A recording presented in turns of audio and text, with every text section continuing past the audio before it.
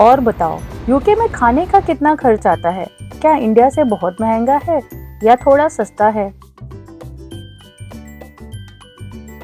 तो guys, welcome है आपका मेरे एक नए व्लॉग में।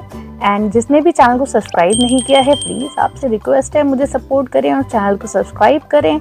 तो गाइज, ये क्वेश्चंस मुझसे कॉमनली मेरे फ्रेंड्स जो इंडिया में रहते हैं, जब भी फ़ोन आता है मुझे खाने के बारे में ये ज़रूर पूछते हैं। तो आज मैं बताती हूँ कि यहाँ पे आपको अप्रॉक्सीमेटली 500-600 में क्या मिल सकता है, राइट। सो अभी था नाश्ते का टाइम, मैं नीचे एक ग्रॉसरी स्टोर है हमारे घर के नीचे, वहाँ गई थी बर्गर का सामान लेने, बिकॉज आज मेरी बेटी का लास्ट डे है छुट्टी का। तो बोली मम्मी मुझे खाना है बर्गर। बर्गर उसे इसलिए खाना था क्योंकि उसे बनाना भी सिर्फ बर्गर ही आता है। बर्गर का सामान हम लेके आए। तो मैं आपको दिखाती हूँ मैं क्या क्या लाई हूँ और कितने का लाई हूँ। गाइस, ये बंस 6 बंस का पैकेट था, जो कि मुझे अप्रॉक्सीमेटली पड़ा है 1.5 पाउंड का। और बर्गर की पैटीज भी मैं रेडीमेड लाई।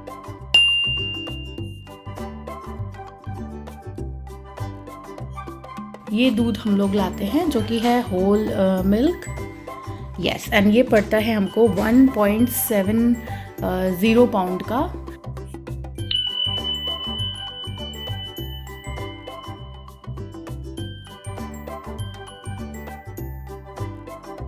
क्वांटिटी इसकी होती है 4 पाइंट्स, 2.27 लीटर।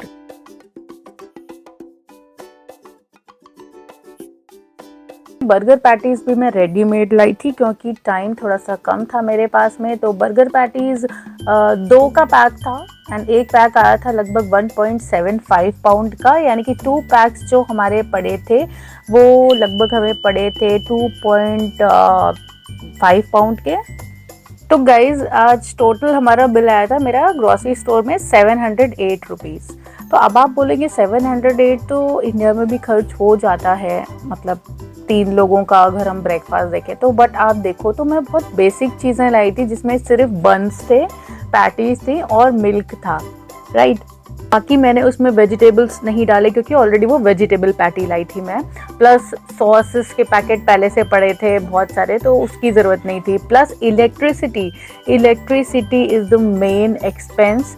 अगर मतलब रॉ मटेरियल में आप अगर बनाने का खर्चा जोड़ो तो इंडिया में भी गैस वगैरह का खर्चा ऐसा होता है जो हम कभी कंसिडर नहीं करते, बट वो खर्चा भी काफ़ी एक बड़ा पार्ट होता है कुकिंग का। एंड देखा जाए तो इंडिया में भी अभी काफ़ी इन्फ्लेशन बढ़ गया है, महंगाई वहाँ पे भी बढ़ गई है काफ़ी। I have earned in India also. तो इंडिया में सैलरीज कैसी बढ़ रही हैं और इन्फ्लेशन कैसा बढ़ रहा है, ये भी हमें देखना चाहिए जब हम कंपेयर करते हैं इंडिया को किसी और नेशन के साथ में। इंडिया में भी अभी लिविंग कॉस्ट और फूड की कॉस्ट बहुत कम नहीं रह गई है। तो गाइज, जब इंडिया की बात कर रहे हैं तो मैं रेडी हो रही थी किसी स्पेशल पर्सन से मिलने के लिए। तो ये बोरो प्लस का एलोवेरा जेल है जो मैं इंडिया से लाई हूँ गाइज। अगेन, ये कोई प्रमोशनल वीडियो नहीं है, बट मैं चाहती थी आपसे शेयर करना कि ये एलोवेरा जेल बहुत अच्छा है गाइज, और आप लोग यूज़ करके ज़रूर देखना। तो रेडी होते समय मैं स्ट्रेटनर वगैरह आजकल नहीं यूज़ कर रही हूँ, क्योंकि जैसा कि मैंने आपको पिछले कुछ वीडियो में बताया था कि हेयर्स की क्वालिटी थोड़ी सी ख़राब हो गई है। तो मैं अभी उनको रिपेयर करने के लिए उनमें कुछ भी केमिकल या हीट रिलेटेड कोई चीज़ें नहीं यूज़ कर रही हूँ, इसलिए नेचुरल रखती हूँ अभी थोड़े दिन तक बालों को। तो दिन में कहीं जाते समय मैं बहुत सिंपल ड्रेसअप होना पसंद करती हूँ, मौसम के अकॉर्डिंग एंड ओकेजन के अकॉर्डिंग।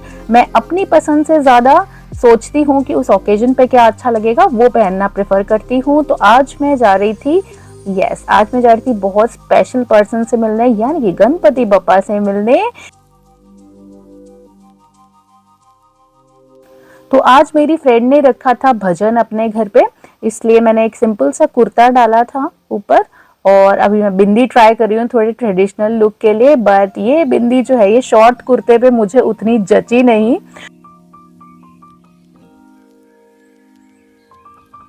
फिर गाइस, मैंने निकाली एक छोटी बिंदी और कुर्ते से मैच करके छोटी बिंदी लगाई। तो गाइस, उसके बाद जो हुआ ना, वो दर्द एक लेडी ही समझ सकती है। कानों में बाली फंस गई थी, और वो कुछ कुछ चीजें होती है ना जिसमें 1 सेकंड के लिए दर्द होता है, बट बहुत तेज दर्द होता है, जैसे कभी नाक की हड्डी में चोट लग जाए या फिर आपकी गर्दन एकदम से अकड़ जाए, मतलब कान की बाली जब फंसती है ना तब भी ऐसा ही कुछ दर्द होता है। सो गाइज, रेडी होने में एक बहुत इंपॉर्टेंट चीज़ छूट गई थी मेरे से, जो है परफ्यूम। यस, मैंने तुरंत अपना मिस्ट अप्लाई किया। आज मैंने मिस्ट अप्लाई किया और फिर निकल गई भजन संध्या के लिए।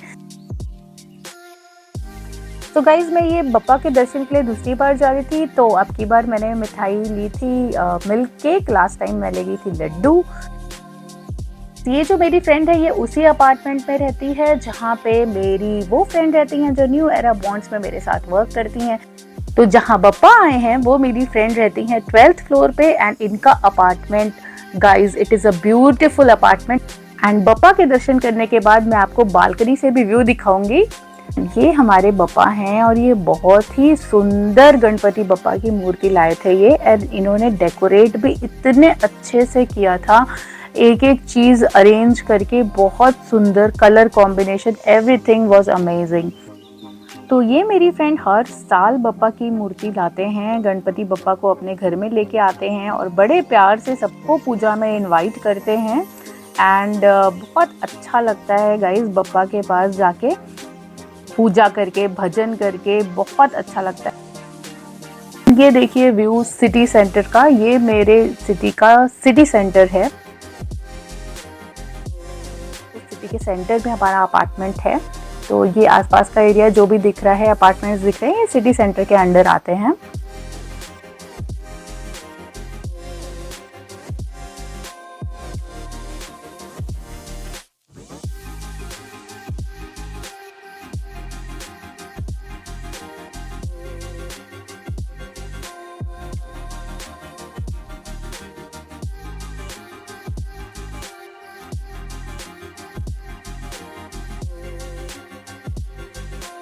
तो गाइज, थोड़े दिन और हैं, उसके बाद में अनंत चतुर्थी आ जाएगी और गणपति बप्पा फिर अगले साल आएंगे।